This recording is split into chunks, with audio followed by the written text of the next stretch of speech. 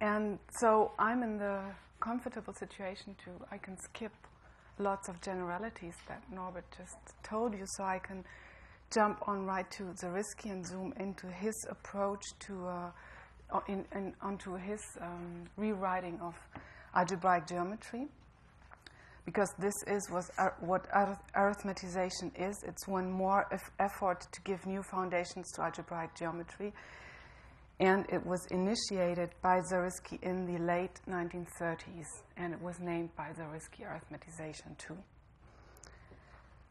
So even if it's, once again, this effort is, foundational process is about giving new foundations by introducing methods from arithmetical ideal theory and modern algebra, so like other efforts at the same time too, but still the arithmetization of algebraic geometry has some peculiar features concerning its motivations, its goals, and the structure of the whole process.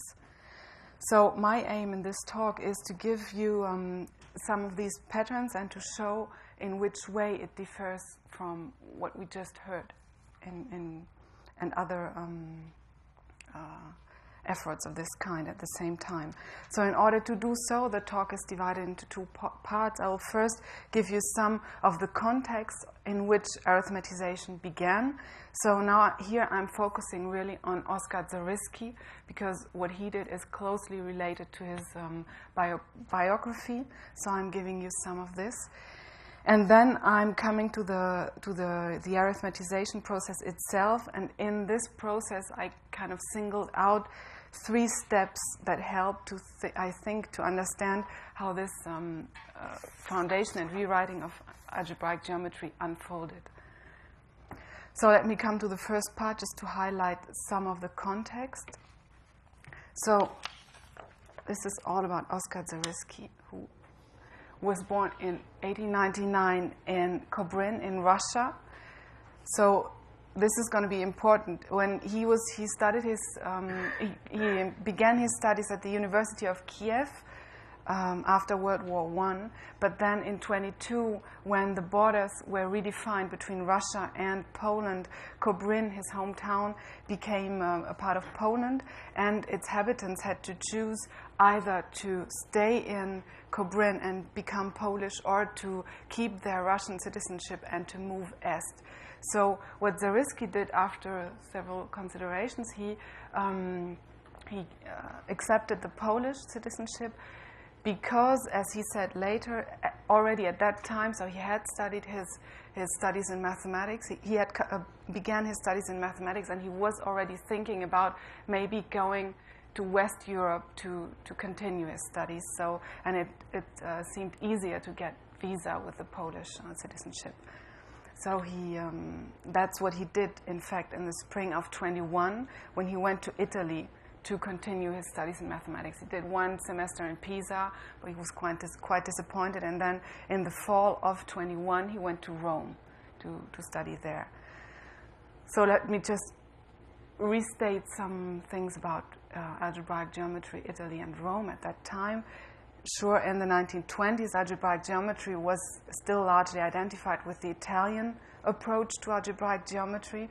One of the most productive centers in research in the 1920s and later on and earlier, sure, was in fact Rome. You could find there then the 3 leading experts in algebraic geometry, Castelnuovo, Enriquez, and Severi. Let me just say a few words about those 3 mathematicians. Castelnuovo had been in Rome since 1891, and he and Enriquez, in fact, had first met in Rome in 92.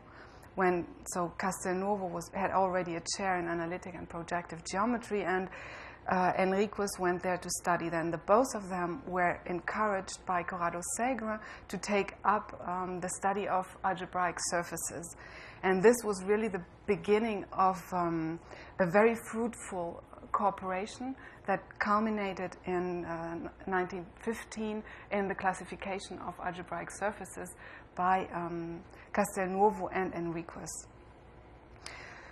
But then by 1920 or 21, when Zariski arrived, the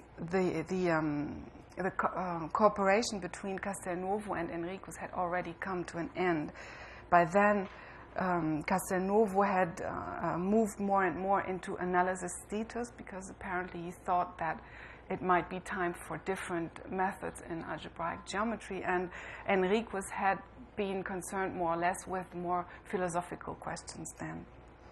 And the third algebraic geometer in Rome was, of course, Francesco Severi, whom I'm not going to talk much about, because Zariski really was more of a student of Castelnuovo, whom he did his thesis with, and Enriquez, who really encouraged his first publications and whom he worked with first.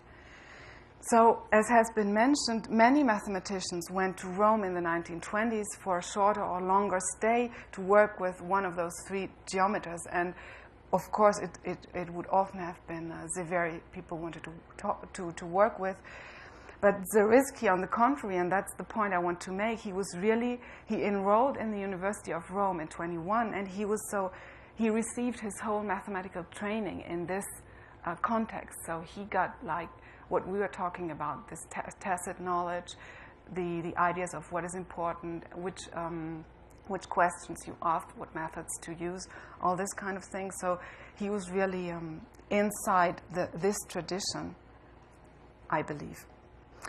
And he was also by his teachers regarded as one of the most promising members of the new generation of mathematicians trained in Italy. So while this is in Italy, at the same time, so in the 20s, outside Italy, criticism arose concerning methods of Italian algebraic geometry, and new methods were developed. So when Zariski had to leave Rome in 27 to he then went to the United States, to Johns Hopkins University, he came in touch with this criticism and with the new methods that were developed outside Italy. I will give you just what I think were decisive occasions on which Zariski learned to look, or had to look, critically at what his teachers had achieved. The first hint, I guess, to the need of new methods, as I just mentioned, came from inside the Italian school, namely from Castelnuovo. He had turned to analysis status, and he was very much promoting the idea that Zariski should go to the United States, in fact, to work with Salomon Lefschetz, who was at Princeton at the same time. And in fact, when Zariski went to the United States during his first years, he worked very closely with Lefschetz. So Lefschetz really became one of the most influential figures for Zariski at that time. And one can assume that Zariski at least knew, I don't know to what extent he approved the views of Lefschetz, so Lefschetz's point of view about Italian algebraic geometry.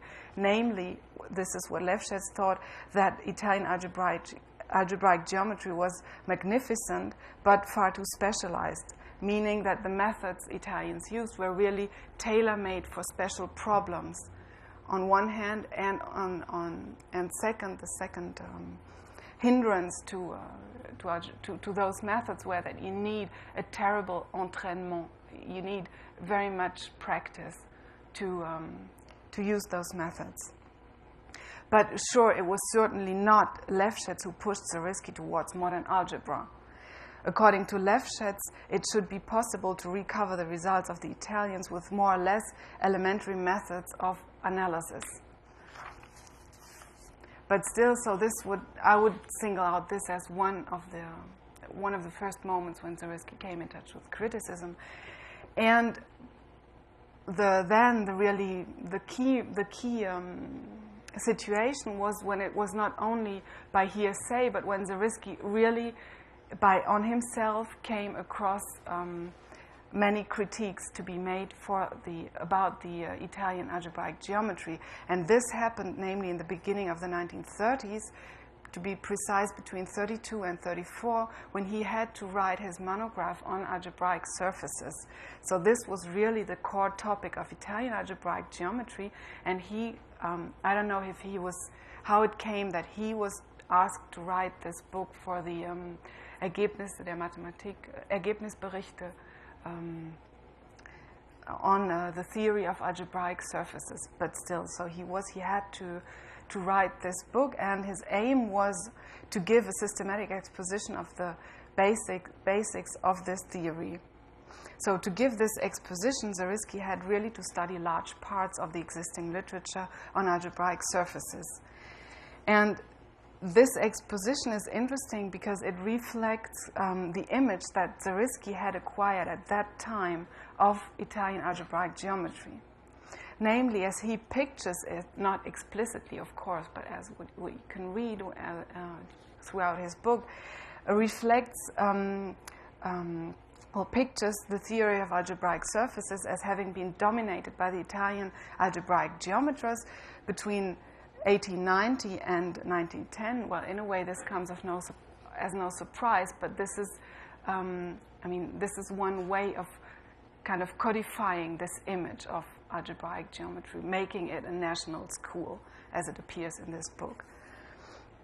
And then after World War I, according to this picture Zariski gave, the landscape really is profoundly altered because now all the parameters change. The Italian school contributes very little to the new research, and the research activities really moved to other European countries and to the United States. So while Zariski was reviewing the contributions of Italian geometers, he came across lots of gaps, errors, weaknesses in those articles. Some of them are, as he said, tacitly corrected. Others are openly criticized. And finally, in the whole book, when people read it at the time, there were so many points criticized that even Lefschetz pointed out in his review of the book that he wrote for the bulletin of the AMS, that the reader should not get the, quote, unjust impression that Zariski has occupied himself chiefly with a critique of things long since done. As a matter of fact, Lefschetz goes on, this critique only takes up half of the monograph. The rest being given over to modern questions. And let me just emphasize that the modern questions Lefschetz refers to here have nothing to do, of course, not yet with modern algebra. They are questions about topological properties of algebraic surfaces. So Lefschetz's review, just quoted, summarizes 2 points I want to stress, namely that what is criticized is those Italian algebraic results long since done, so really making it not only something Italian, but something that is about to decline, or that had his high point and has not anymore. And then the second thing, of course, is that the modern promising branch of the theory of algebraic surfaces at that time seemed to be the topological one, or analysis situs kind of questions. But Zariski, of course, learned also about the other modern approach, namely the one including modern algebra. And this is the third point I wanted to highlight about when he came in touch with new methods and critiques. So Zariski knew about the book from van der Waarden's book, Moderne Algebra, very rapidly. I mean, we have already in 32, so the book is 30, 31. In 32, Zariski knew about it. And so this was the first thing. The second is when he, after finishing writing his algebraic surfaces, Zariski was invited to Princeton by Lefschetz. This was, of course, again, mainly to work on topology, and he, as we have the records of what he's been doing there, so he collaborated very much with Lefschetz and with Alexander on topology. And but at that occasion, he heard lectures by Emmy Noether too. So this is, and in fact, Emmy Noether is the only real teacher in personam he ever had in modern algebra. He doesn't say very much about her, and he's not using her results much in his paper, so it's not quite clear what the influence is, but still there was this personal contact. but still, so this is when he went to Princeton. This is 34, 35, and then still he has not yet found what really got him started, and this is he's going to find in Krull's book Idealtheorie. So this is the third point where he learned about the new methods. So Zariski has been raised in the Italian school, then with the distance once again, when he had left Rome and Italy, he was exposed to criticism, and maybe he was also freeing his mind. And then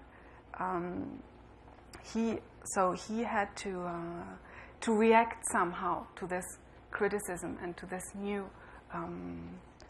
new ideas about Italian algebraic geometry. So what was this reaction? The reaction was an attempt to give new foundations to algebraic geometry, to Italian algebraic geometry, I will argue. These foundations began at a precise geometric result, one that he had previously in his book on algebraic surfaces identified as particularly insufficiently proved, namely the reduction theorem, stating that in every class of birationally equivalent algebraic surfaces, there are surfaces without singularities. So this is, I'm going to come back to this in more detail, of course, just finishing this overview part. So this is where he starts from, and in order to reprove this resolution theorem for algebraic surfaces, Zariski introduced the arithmetical method into algebraic geometry. And this method became, within a little more than 10 years, more or less completely replaced the old methods. So the transition from classical Italian algebraic geometry, if you want to call it that way, to a more modern algebraic geometry can be considered, in a way, completed by the mid-century. Algebraic geometry in Italy then has lost almost all its impact, while Oscar Zariski, who became professor at Harvard in 1947, became the point of reference for the new generation of algebraic geometers. Oh, I should just give you, he was not always that young. So just to give you another image, another impression of whom we're talking about. So, and then this new American school was extremely influential through Zariski's students such as Mumford, Hironaka, Bianca, Lippmann, and others. So to come to the second part, I would now go more into detail into the arithmetization process.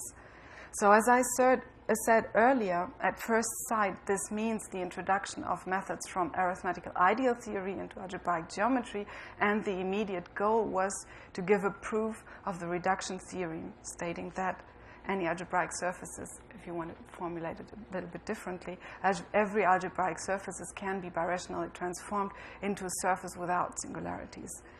So within this this process of arithmetization, I want to touch first on the starting point, so this problem, and then at what I will call the beginnings of the arithmetization process, and then the carrying out of the arithmetization through giving an arithmetical proof of the resolution theorem. So just what was the starting point, what really triggered off the process of arithmetization was this resolution theorem, and in a way, so one could say that the immediate predecessor of Oscar Zariski was Beppo Levi and his proof of the theorem given in 1897. So in order to understand why this proof became the trigger for the new arithmetization, let me just say a few words about how singularities were dealt with at the time. So as we already heard, the essential tool in the analysis of singularities of algebraic curves in the 19th century, and this is what the study of algebraic surfaces then came from, was the expansion in Puiseux series. Now, in a paper published in 1871, Max Noether tried explicitly to replace those analytical methods by algebraic processes. And the main result of his article, of Noether's article, states that every plane algebraic curve can be transformed into a curve having only what he called simple, or what were called simple singularities, meaning certain double points with distinct tangents and inflection points. So you can have a curve with only those singularities, and this can be done with a finite number of birational transformations. At first, so in 71, Noether just stated this result and didn't prove it, but he came back to it a couple of years later, namely in 75. He gave a method of how to resolve the singularity of a plane algebraic curve with quadratic transformations of the plane. So what he used, what we might write today as Cremona transformation, so a transformation from the projective plane into the projective plane. I'm not using the double points because, I could do, because this is not this way in Noether anyway. But so this goes just to x1, x2, x0, x2, and x0, x1. So this x1. So this is a quadratic transformation defined by polynomials of degree 2, and it has, of course, three fundamental points, 3 points in which it's not defined, which are the points 1, 0, 0, 0, 1, 0, and 0, 0, 1. And it has three fundamental lines, which is, so the lines Li, where xi is 0, so which makes it a fundamental, what they call a fundamental triangle. And he used this transformation then to transform the whole plane. And what happens then to a curve in this plane? If you so think of what he did is take a plane algebraic curve having an s-fold point, the point you want to analyze, in the point 0, 1, 1. So that means the singular point is in one of the fundamental points of the transformation. Of course, that's the whole. That's what it's about. And then under the transformation, this point is maps to. I don't want to use the word blow up as we might use it. We might call it today. So the point 0, 1, 1 is maps to the opposite side of the fundamental triangle. So the line x0 equals 0, and the curve is transformed into another plane curve, into another curve, and the singular point O of C corresponds then on the to this point correspond on the transformed curve. The intersection points O1, O2, depends how many there are, of this fundamental line L0 with the transformed curve. And those points, O0, O1, O2, and so forth, that have then multiplicity smaller than the point we just blew up, constitute what was called the first neighborhood of the singular point O, and they are called infinitely near points of the first kind. So to continue the resolution of the surface of the curve singularities, the process is then repeated with another quadratic transformation having a fundamental point in one of the infinitely near points in the first neighborhood. And I should have said, of course, you have to be a little bit careful with the transformation. I mean, it has to have a the fundamental point in the singularity, but then you have to make sure that it's not, that the fundamental triangle is not tangent to the curve elsewhere, and so you have to be careful. I mean, it's just, but it can be done this way, and that's the way Noether is doing it. So, and every time after every transformation, the points you get then will be called infinitely near points in the kth neighborhood of O. So k is the number of quadratic transformation you just did. And Noether's result states that after a finite number of quadratic transformation, you will get a curve that is birationally equivalent to the original curve and that has only simple points. And in fact, just to make a remark on how singularities were conceived, so if you reverse the whole process, you can look at a singularity as being approached or as being a kind of limit of these infinitely near points. And this was quite new at the time. But this is just to a side remark. What I want to go on with is this concept of infinitely near points, which is generalized by Corrado Segre in the 1890s to algebraic surfaces. So he's doing this in an article on the reduction of singular points of algebraic surfaces, and he then states that the decomposition process is always finite, so decomposition of the singularity, except in some cases, namely when the singular point lies on a multiple component of the surface. To Segre, this result seemed intuitively clear. That's what he writes in his article, referring to the reader who might want some rigorous proof to an analytic paper by Kopp at that time, and then referring to a work done by his student Beppo Levi, that's where he gets in the story, who gave a geometrical proof of this result in 97 too.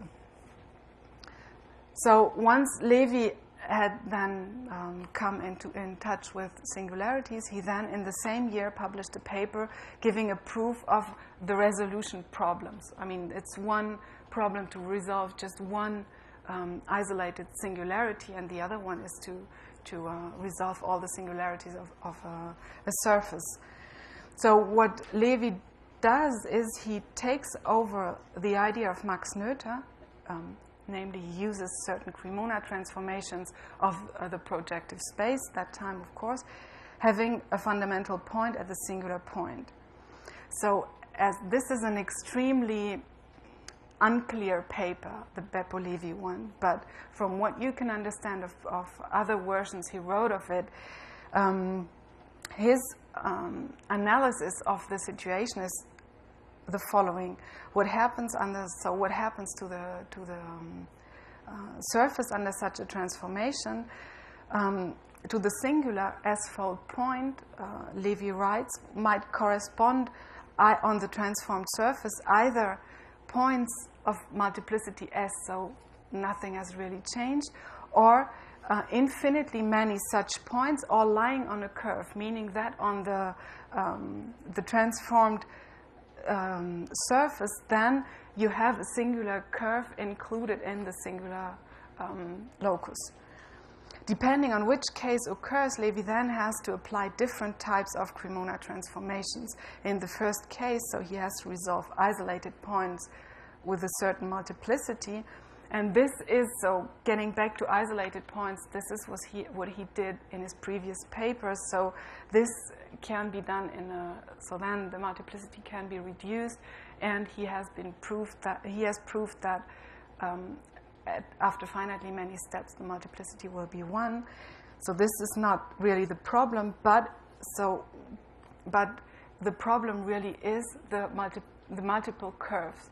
To get rid of those multiple curves, he then has to use quadratic transformations that have fundamental elements on this curve. And this was really what really was very tricky. And as seen in retrospect, at least, Levi's argument that this S-fold curve can be resolved is very unclear and not understandable. He has to go through various kinds of different birational transformations that is really not reconstructible today. And moreover, so besides this problem, moreover, at each step, each transformation he does, he has to introduce new accidental singularities. So calling it accidental singularities indicates that Lévy thought it was easy to get rid of them. But again, his argument is not clear at all how he would like to resolve them then. Thus, the status of the proof now is really unclear. But to his contemporaries, there was no doubt about the correctness of the argument, and they accepted the proof as valid and completely rigorous. Later, some other proofs were given by Severi in 1914, by Albanese in 1924, and by Chizini, mostly with the aim just to simplify it, not because they were criticizing it, but to simplify the proof. This situation changed drastically in the 1930s, when two new proofs were given of the theorem because it now did not seem sufficiently proved anymore. So one of the two new given proofs was by Lefschetz's student Robert J. Walker, who maybe at that point carried out part of Lefschetz's program that I just mentioned earlier, namely to build a theory parallel to the geometric one within, quote, the grasp of an average analyst. And so in his proof, this was the proof he gave was just a purely analytical proof, and Walker's so this is Walker's thesis work, which is explicitly motivated by the desire to, quote, have a completely rigorous proof for a theorem which is of such fundamental importance in the theory of surfaces, unquote. And moreover, the proof should make use of as few as possible of the peculiar properties of algebraic surfaces, which seems in a way to echo Lefschetz's call for less specific methods. Finally, the methods Walker used should possibly extend to higher dimensional varieties. So while Walker did not go any further with any kind of criticism, Oscar Zariski did. In his monograph on algebraic surfaces, he reviewed all the geometric proofs were given so far, and that came all from the Italian school, or from Italian, Severi, Albanese, Chizini, and Zariski rejected them all. Is Walker's proof still by Cremona transformations? No, he's using Jung's ideas more than this. Yeah. So thus, Zariski showed that there was no valid proof of the theorem of resolution of singularities using geometric methods. The proof by Walker, on the contrary, as Zariski said, stands the most critical examination and settles the validity of the problem beyond any doubt. That's what he wrote in a footnote added in print, Zariski. So the resolution theorem was rigorously proved, but it was still not rigorously proved in the framework of Italian, or not Italian, but geometrical methods. So this, to me, seems really to be a crucial point, that what triggered off arithmetization was not the need for a proof in order to give just a rigorous foundation for some result, but because there was such a proof, what was really important here are the methods that are used. And I think this is a key to the motivation of this process. The aim is to legitimize algebraic geometry anew, and to legitimize it means, besides other things, of course, to show that its central results can be proved by using its own methods, and that you don't have to rely on analytical methods. So this was what got him really started, what the beginnings of arithmetization were. Just say a few words. So in this, what I call the beginnings of the arithmetization is mainly an article published by Zariski in 1938 on polynomial ideals defined by infinitely nearby base points.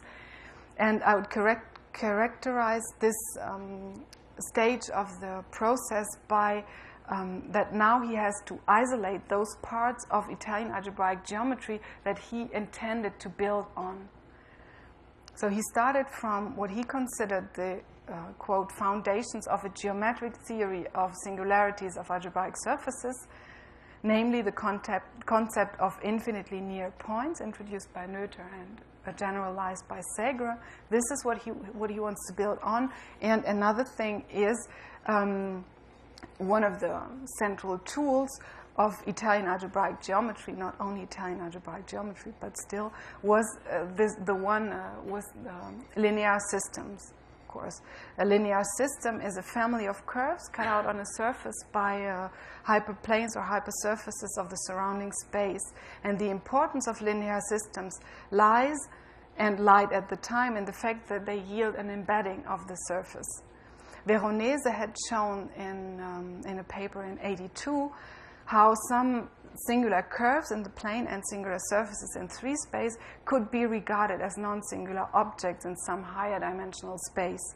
And then Corrado Segre had taken up this idea and tried to look for families of curves that yield such an embedding of the surface in some suitable projective space. The linear systems that yield such an embedding were called complete linear systems. And Corrado Segre was taking up Veronese's works in systemizing the notion used by Veronese, which is going to be important in what follows. And I'll give you just the definition, namely the normal surfaces. So an algebraic variety, or surface, but it was Segre really did it in a much for varieties in the projective space Pn that is not the projection of a variety belonging to a higher dimensional space, is called a normal variety. So you will see just in a minute how this is going to come up and be crucial in Zariski's work. So these two concepts, among others, but in this paper he focused on these two concepts, are two concepts the new theory should rely on. So at this point, as Zariski said, the developing of an arithmetization process is described as reformulation of the existing theory. So as he puts it, quote, it is the main purpose of the present investigation, so the 38 paper, to develop an arithmetic theory parallel to the geometric theory of infinitely near points. So he is, I'm just indicating how he, the new objects he now introduces into algebraic geometry are valuation ideals, simple valuation ideals of the 8th kind, which are to replace those infinitely near points of the 8th kind, and complete valuation ideals. So you have here a shift that is taking place. On the one hand, he wants to build it up completely in parallel, but still transporting all those concepts into the arithmetic context naturally plays down the geometric context, the geometric meaning of the objects. And still he tries to stay very close to the tradition in renaming or using all the same names for the new objects. But surely constructing a new theory, even if it's going to be along the lines of geometric theory, does not only mean using the same words. That's clear. The parallelism manifests itself in other ways. And first, I want to mention the structure that is taken over, and that is, of course, more important than just the words. Meaning that the structure means that the decision about what are the basic notions and how the theory is going to be presented are taken over from what he found in the literature.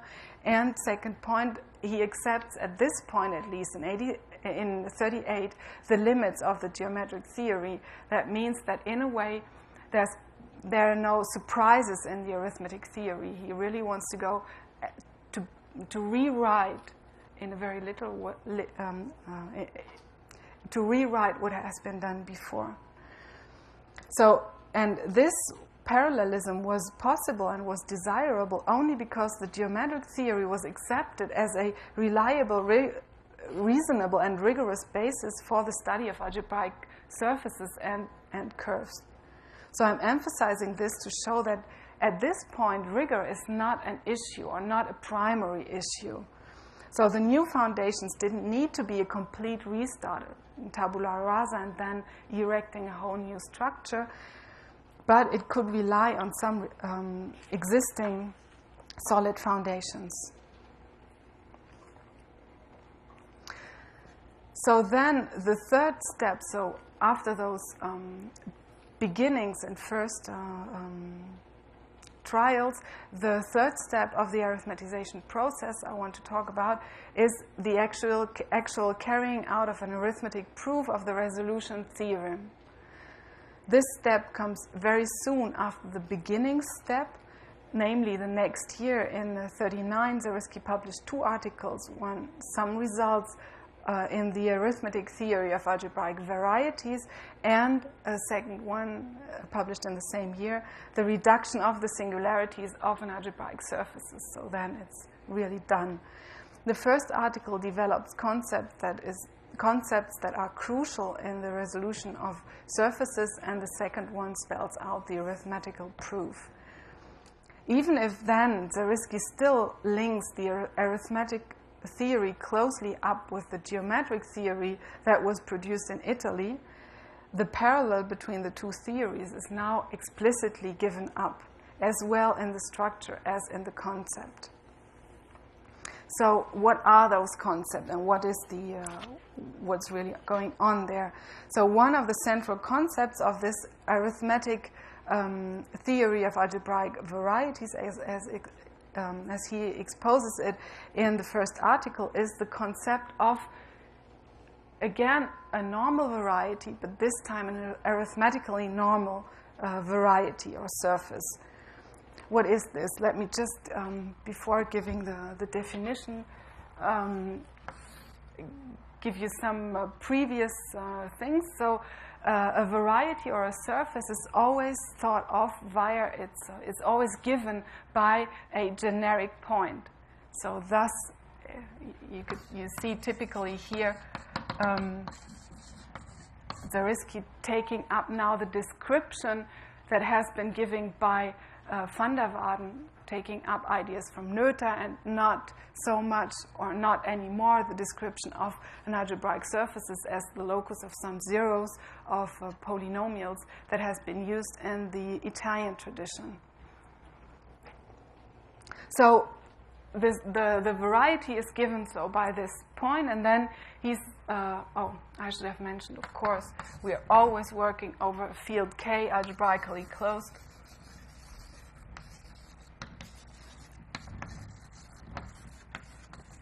And of characteristic 0. This condition is going to drop later, but we're not concerned with this now. So he then denotes, well, we just, so he denotes sigma, the function field, the functions in the coordinates of the generic point. And just to give you the notation, little o is the polynomial ring, as he says. So this is the homogeneous or affine coordinate ring. So Zariski defines then an algebraic variety to be arithmetically normal if this ring is integrally closed in its quotient field. So at this point, can I put this over there? Okay. Oh, it's going to be here. That should be it. What he's then doing is, so this is his new definition, as you can see, is given 50 years later almost. And he now calls to make the difference really between his new definition and the old one. He calls the old one now the arithmetically normal varieties or surfaces, and his one is arithmetically normal. geometrically inherent. Yeah, geometric is that what I wrote in red, just to remind you that this was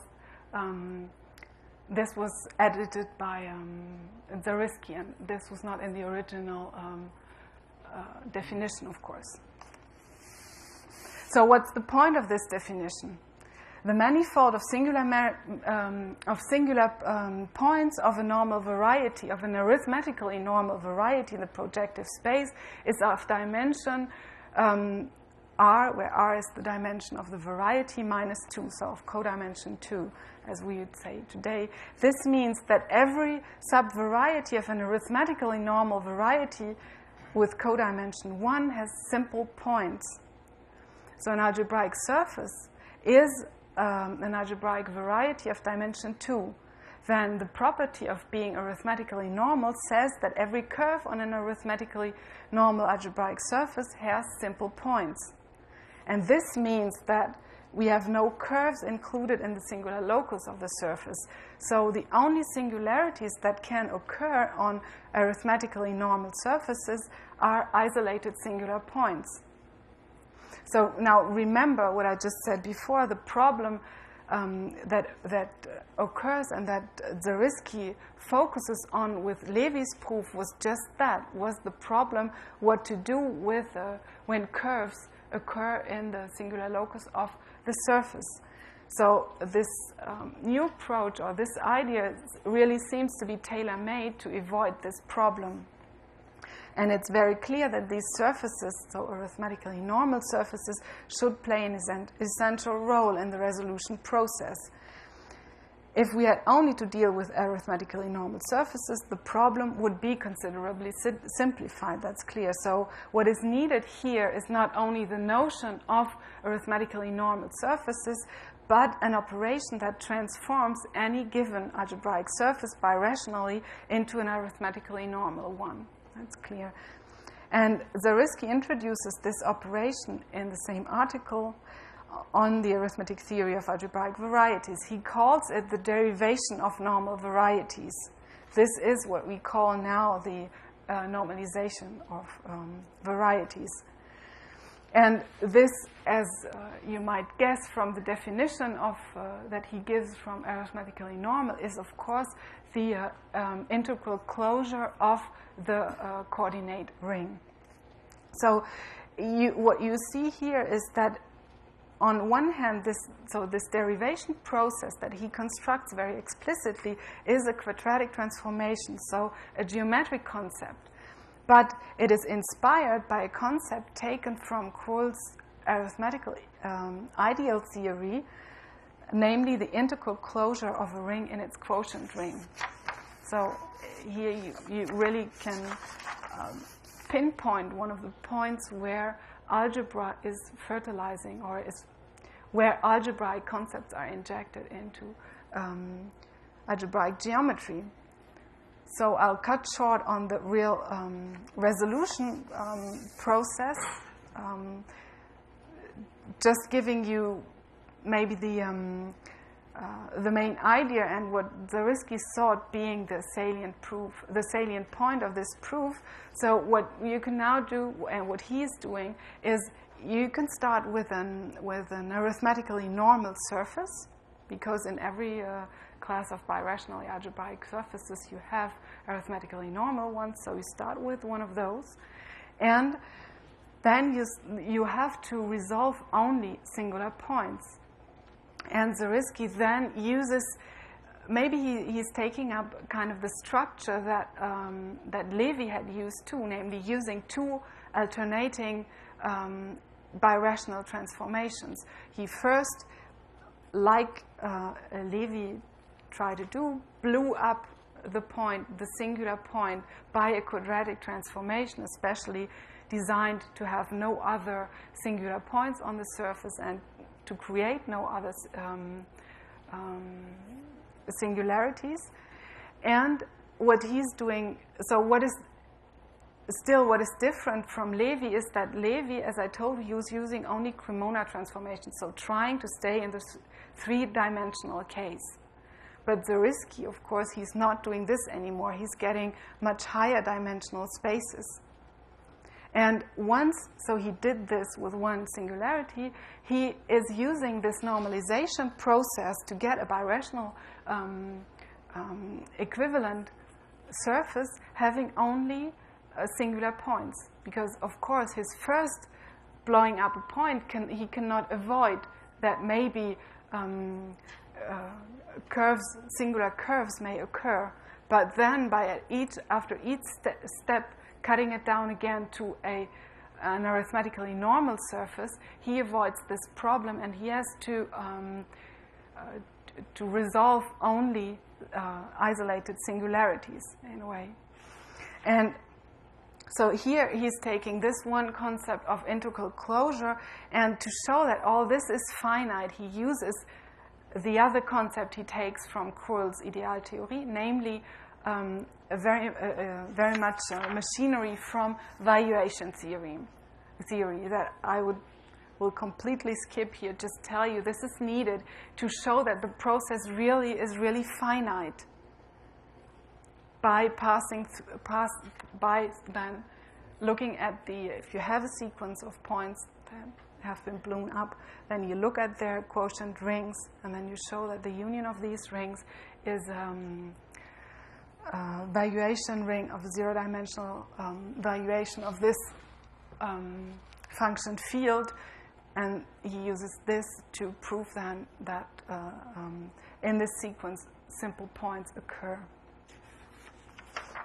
And as now we had only finitely many singular points to resolve at the beginning, each one can be resolved, desingularized in a finite many steps. So everything will be possible will be done in finitely many steps.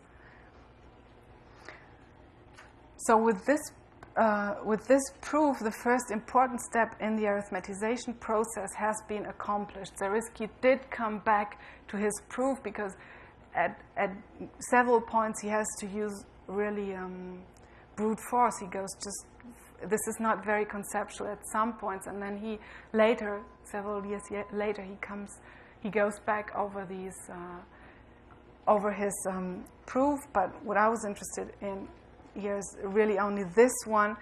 And so to sum up the essential patterns that I hope to have shown going through the arithmetical theory up to this point at least, are what seemed important to me is that the program of arithmetization aiming at the foundations of Italian algebraic geometry was undertaken by one of its members. I really see Zariski, even in the mid-30s, as a kind of member of this Italian school, which is very different from van der Waden, Weil, or other people. And then what seems to me important too is that it really got started, and this is really close to the first point, that it started at one precise geometric problem, and that he need not to give at this point at least this axiomatic presentation of the theory, but he could really zoom in one problem. And another point is that the goal at this time is not rigor, because it, as he says explicitly, he can rely on something that is already there, though this whole idea of the somewhat shaky foundations is really a look from later, from the 50s, around then. And as I would say, even his goal is almost a conservative one at this point. It's really to conserve, to try to preserve what the Italian algebraic geometers had been doing. Now let me just show you, to conclude, what really has changed then, what is different before and after this proof. So here is what Zariski thought would have changed. So this is just the beginning of his article, The Reduction of Singularities of an Algebraic Surface, where he gives the following points. So he just mentions the proofs that have been given before. And then he says, we give in this paper an arithmetic proof of the reduction theorem based on the theory of valuations and the theory of ideals in algebraic function fields. From the standpoint of rigor, the arithmetic proof leaves nothing to be desired. So in a way, this seems to contradict what I was just saying, but hold on reading. And he says then, from the standpoint of rigor, the arithmetic proof is to be regarded as trivially satisfied in the present proof, but more significant, however, is the clarification of the problem brought about by the use of the methods of modern algebra. The formal apparatus of ideal theory and the concepts of valuation theory enable one to gain full control of the intricate aspects of the problem and to see clearly through the logical necessity of the various steps of the reduction process. So this is precisely what has not been done what was not the case in the Levy proof. What is gained concretely thereby is that the center of gravity of the proof is shifted from minute details to underlying concepts. As for these, we insist above all on clear-cut definitions in order that at no time it should be less than perfectly clear what are the objects we are dealing with. So I would like to add to this list he gives here 2 points, giving rise to a third, then that he is introducing new objects to algebraic geometry. He is now talking about rings, about function fields, about V ideals, valuation ideals. And he is introducing, of course, new methods. He's now focusing on the result, but there is this, the result is recovered, of course, but he has to introduce new methods. And these 2 points then will allow to new questions in algebraic geometry, of course. So if the aim of arithmetic, of the arithmetization has been to legitimize and to preserve the tradition of Italian algebraic geometry, this was achieved only by completely reshaping algebraic geometry and finally by replacing its methods and thus changing it into a really different discipline. Thank you.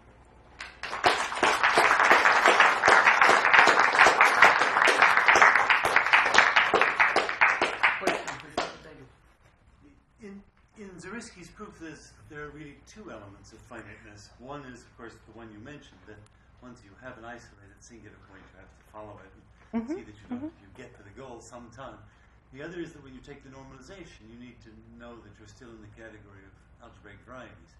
So that the normalization of a ring is generated by finitely elements, which is a fundamental algebraic.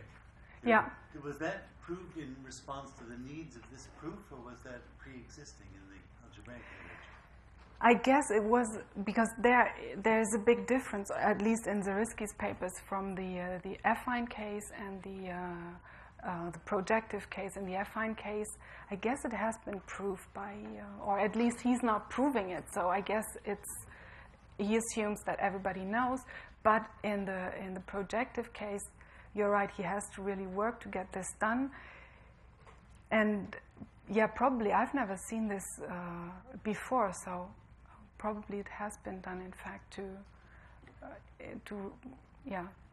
go into this proof. There are aspects of it in Eminurka, but I don't know where the general case is done.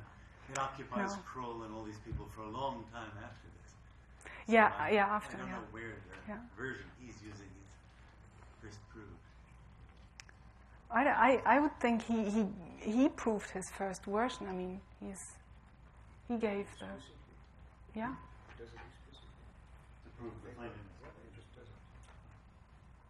this is one of the moments when he's really straightforward calculating on coordinates. Olaf, you wrote down the definition, the Italian definition of the geometrical normal variety.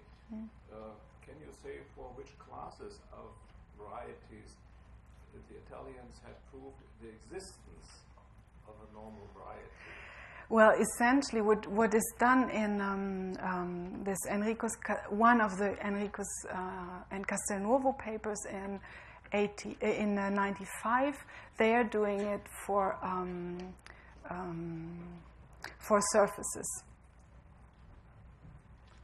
And so I don't know if I didn't see a proof in Corrado-Segur doing it in a general way, but at least it has been done for surfaces. Yeah.